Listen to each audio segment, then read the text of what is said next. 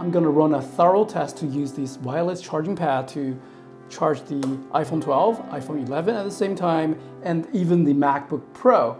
I'm going to cover all the test cases that I can think of and also its recharging capability. Wireless magnetic quick charging pad from Baseus. Strong connection. Let's test its charging and recharging. Now, first of all, let's test the charging speed of the Baseus power bank using a power meter with a 100 watts quick charger, also from Baseus, with Type-C output and a USB Type-A QC3 output. And I also want to plug in a USB meter in the middle so we can get a more accurate reading right there.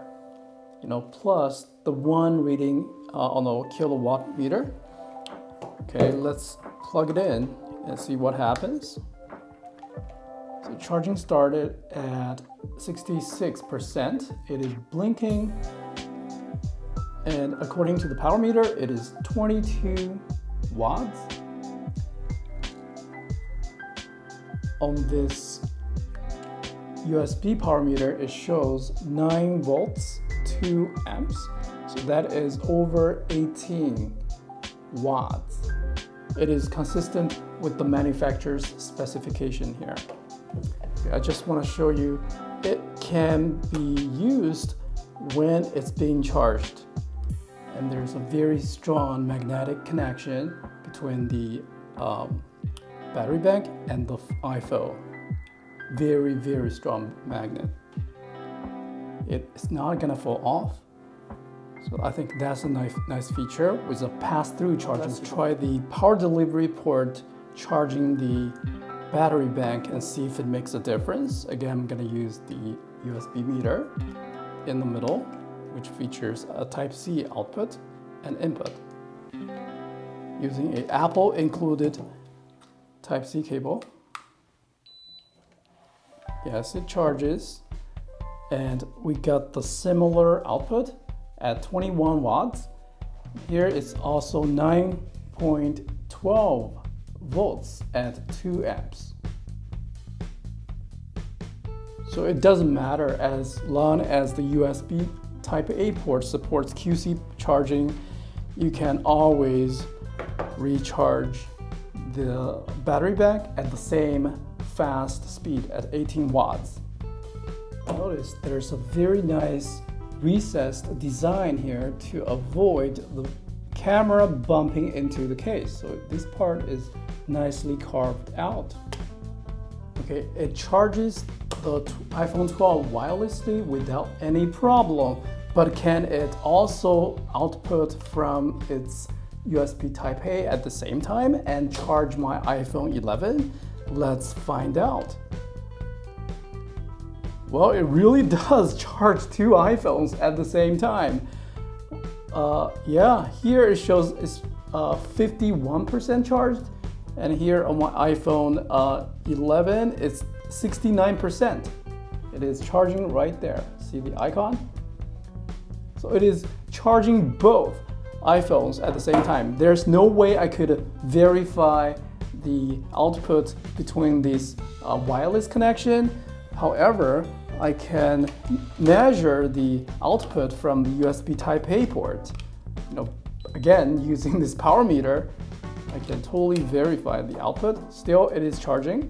And now, let's see, it is also connected to the iPhone 11 at around 5 watts. We're getting 5 watts. That is not a bad result. If I'm gonna remove the wireless charging iPhone 12, and let's see if the voltage increases. No, it does not. Let's unplug and try it again.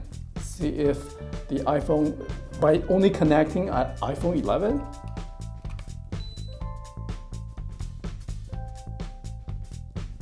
okay, yeah, so verified. This port does only 5 watts to the iPhone 11.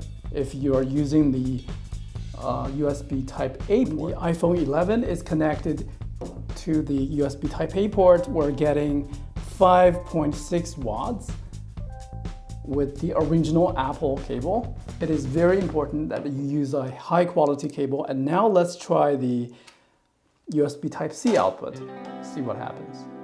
Now let's test the USB Type-C to the Lightning cable charging the iPhone 11.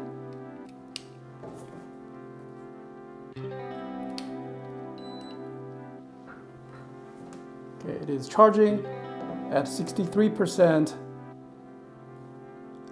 The output information is displayed here, and we just got the change from 5 volts to 9 volts, which means the quick charging protocol kicked in, and let's see, the output is 11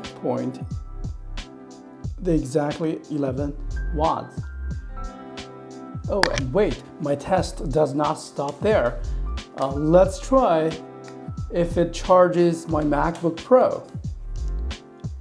I know the manufacturer did not design this battery bank for this purpose, but let's see if it works. Yes, it does. We're at 12 watts. It is charging the MacBook Pro from 2017. I'm at 100% battery life, so the state of charge isn't exactly ideal, but it is slowly trickle charging the the MacBook Pro. Yeah, of course it charges iPad too, so I'm not gonna test that. So yeah, the MacBook is compatible with the PD charging protocol at 9 volts.